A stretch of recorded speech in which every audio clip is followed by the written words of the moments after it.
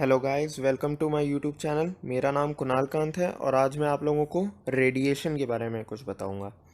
तो जैसे मैंने पिछले वीडियोस में आपको हीट ट्रांसफ़र के दो मेथड के बारे में बताया है, जो है कंडक्शन और कन्वेक्शन। तो इसमें मैं आपको रेडिएशन के बारे में बताऊंगा। So let's start. It is the mode of transfer of heat from one body to another in the form of heat rays. तो इसमें क्या होता है, हीट रेज के फॉर्म में one molecule to second molecule heat energy pass होती है। सो जैसे मैंने आपको एग्जांपल बताया था पिछले वीडियोस में कि आप फर्स्ट सीट पे हैं और आपको लास्ट सीट तक अपनी पेन भेजनी है, तो इसमें हम पेन को एक हीट एनर्जी के फॉर्म में ले सकते हैं। ठीक है, तो हम क्या करेंगे, तो कंडक्शन में हमने देखा कि हम स्लोली स्लोली पास करेंगे।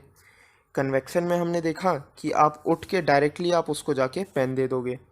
तो रेडिएशन में क्या होगा, रेडिएशन काफ़ी ज़्यादा डिफरेंट है। ये सबसे ज़्यादा फास्ट प्रोसेस होती है। तो सपोज़ करो कि आपने पेन फेंका वहाँ से और वो डायरेक्टली कैच कर लिया उस बंदे ने जिसको आपको देना था। तो ये सबसे फास्टेस्ट मेथड होगा पेन देने का। तो यही होता है रेडिएशन के भी फॉर्म में। रेडिएशंस के फॉर्म में एनर्जी के पैकेट्स बनते हैं और यही मूवमेंट करते हैं from one molecule to another, और ये सबसे ज़्यादा फास्टेस्ट होते हैं। यही मैंने सेकेंड पॉइंट में लिखा है। It does not require a medium to travel, so it is the fastest mode. तो जैसे हमने इसकी किसी भी मेथड की यूज़ तो किया नहीं, कि ना ही आप उठे ना ही आपने किसी और मॉलिक्यूल की मदद ली।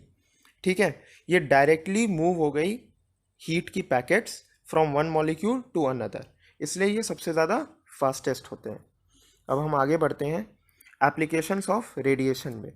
तो फर्स्ट एप्लीकेशन है हीट ऑफ द सन। तो जो सन है वो अपनी हीट एनर्जी अर्थ तक कैसे पहुंचाती है, तो उसका भी यही तरीका है, रेडिएशन के थ्रू पहुंचाती है। क्योंकि सन और अर्थ के बीच में जो स्पेस है वो वैक्यूम है, वॉइड है, उसके अंदर कोई एयर है नहीं। तो अगर एयर होता तो वो कन्वेक्शन के थ्रू मॉलिक्यूल्स टू मॉलिक्यूल पास करते करते, बाउंस करते करते हीट एनर्जी यहाँ तक आ जाती। लेकिन जब कोई मीडियम ही नहीं है, जब हमारे पास कोई एयर ही नहीं है, वैक्यूम है, तो वो रेडिएशन के फॉर्म में सन जो है अर्थ तक अपनी हीट एनर्जी फेंक देता है। ठीक है, वो स्पेस के थ्रू पास करके आती है। सेकेंड पॉइंट क्या है, dark coloured objects absorb more heat than light coloured objects. और थर्ड पॉइंट है dark coloured body emits more heat than light coloured objects. तो इससे हम क्या समझते हैं कि जो डार्क कलर ऑब्जेक्ट्स हैं वो ज़्यादा हीट एब्जॉर्ब करती है। तो इसका यही मतलब हुआ कि जो ज़्यादा एब्जॉर्ब करेगी वो ज़्यादा एमिट करेगी। और इसको हम लोग कैसे यूज़ करते हैं इस फिनोमेना को, कि जब विंटर के सीज़न में हम डार्क कलर्ड क्लोथ्स पहनते हैं। क्यों? क्योंकि जो डार्क कलर्ड क्लोथ्स होते हैं वो ज़्यादा से ज़्यादा हीट एनर्जी एब्जॉर्ब कर सकते हैं अपने में, और उसी हीट एनर्जी को एब्जॉर्ब करके वो हमारे बॉडी को भी गर्म रखते हैं। ठीक है, फोर्थ पॉइंट है silvered and polished surfaces are good reflectors. इसका हम लोग काफ़ी सारे जगह पे यूज़ करते हैं, जिसके बारे में हम आगे बात करेंगे। ठीक है, और लास्ट पॉइंट है light coloured clothes in summer. तो जैसे मैंने कहा कि जो डार्क कलर्ड क्लोथ्स होते हैं वो हम विंटर में यूज़ करते हैं, पहनते हैं, ताकि हीट एनर्जी वो एब्जॉर्ब करें और हमारे बॉडी को गर्म रखे। वैसे ही हम लाइट कलर्ड क्लोथ्स पहनते हैं समर में, ताकि कम से कम हीट वो एब्जॉर्ब करे और सबकी सबसे ज़्यादा हीट रिफ्लेक्ट कर दे, और इसी रिफ्लेक्शन के कारण हमारी बॉडी कूल रहती है। ठीक है, अब हम एक ऑब्जेक्ट के बारे में पढ़ेंगे जो है थर्मस फ्लास्क। ये एक ऐसा मटेरियल है, ये एक ऐसा ऑब्जेक्ट है जो कि तीनों mode of transfer of heat को यूज़ करता है चीज़ों को गर्म रखने में। तो इसका प्रिंसिपल क्या है, heat minimisation by all three modes of transfer, all three modes, और हीट मिनिमाइज करते रहता है। तो सपोज़ करो हम, आपने थर्मस देखा ही होगा, उसमें जब हम चाय रखते हैं या गर्म पानी रखते हैं तो क्या होता है, वो काफ़ी देर बाद तक भी गर्म ही रहता है। और ऐसा क्यों होता है वो आज हम पढ़ेंगे। तो उसके कंस्ट्रक्शन में पहले जाते हैं। तो उसके कंस्ट्रक्शन में जैसे है, तो कंस्ट्रक्शन में क्या लिखा है, it has a double wall with vacuum between them. तो जो डबल वॉल होती है इसके बीच, यहाँ पे हम देख सकते हैं कि ये दो वॉल है, ये एक वॉल है और ये दूसरा वॉल है, इनर वॉल।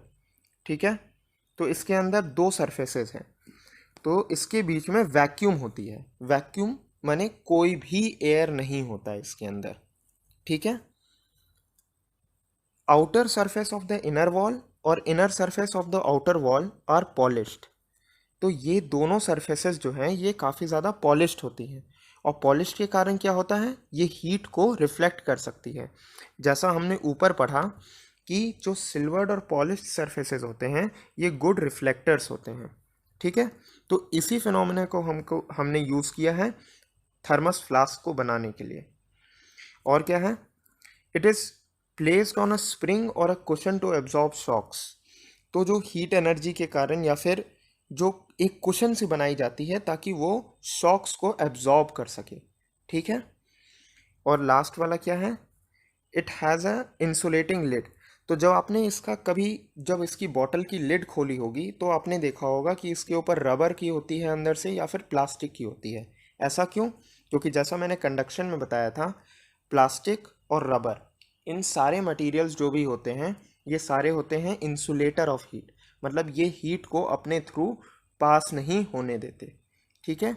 इसके लिए इसकी लिड जो है ये बनाई जाती है रबर या फिर प्लास्टिक से, ताकि इंसुलेटेड रहे ये, और हीट जो है अंदर की वो बाहर ना जा सके। तो इसमें जैसे हम देख सकते हैं कि glass walls with silvered surfaces, जैसे मैंने बताया कि inner surface of outer wall और outer surface of inner wall, ये दोनों को हम पॉलिश करके रखते हैं, ठीक है। और ये हमारा है रबर सपोर्ट जो कि शॉक्स एब्जॉर्ब करता है। So thank you for watching my video. तो इसके साथ ही हमारा हीट का चैप्टर ख़त्म हुआ। अब मैं अगली बार नए टॉपिक के साथ आऊँगा। Thank you for watching my video.